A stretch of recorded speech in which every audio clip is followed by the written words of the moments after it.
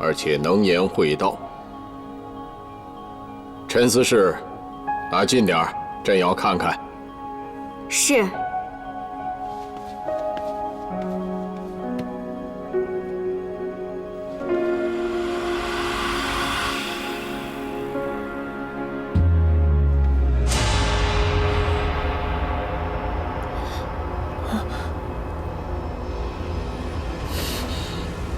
大胆芙蓉，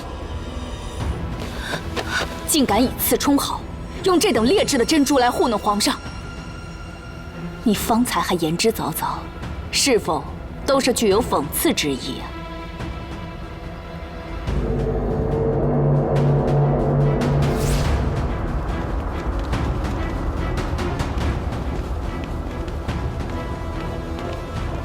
县主，端妃娘娘有事，让你去同西宫一趟。县主，奴婢还要去上服局送首饰。无妨，本县主帮你送过去。这端妃娘娘的事要紧，快去吧。没想到芙蓉居然临时更换样式，还好我有后手。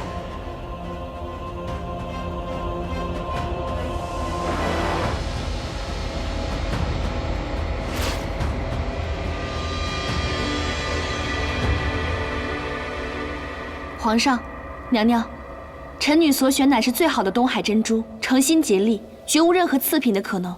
那这珍珠为何发黑？刚送进宫的时候还晶莹透亮。皇上，可否让我仔细查看？给他看。是。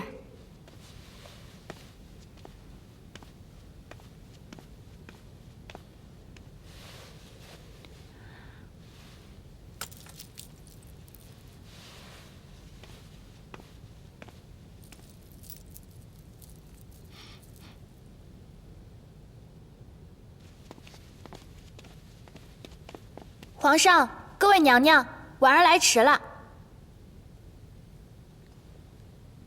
怎么回事啊？难不成肃王侧妃又干了什么好事？郡主来得正好，你头上的新绣簪可否借我一用？送出去的东西就要回来的道理啊！郡主放心，我就是一用。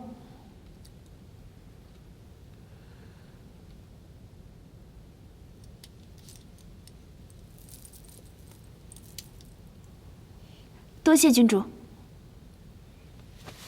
皇上，可否让宫女打盆热水？准。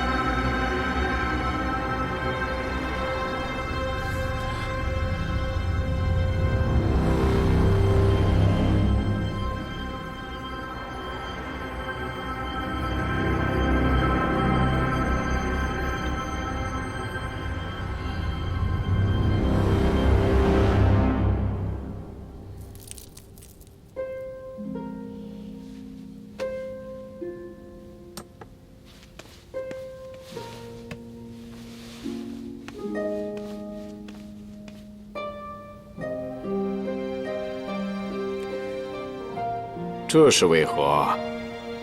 回皇上，珍珠如果没有妥善保管，就会容易失去本色。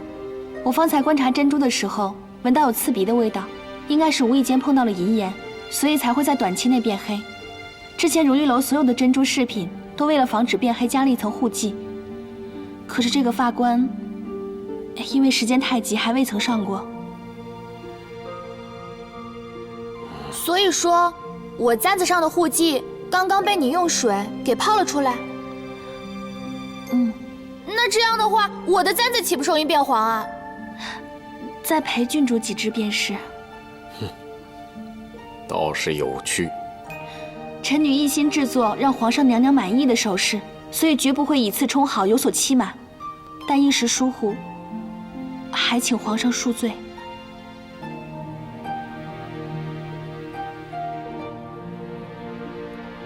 行了，都起来吧。谢皇上。这个莲花关的确是巧夺天工，如意楼匠心独具，是为私造银楼的合适之选。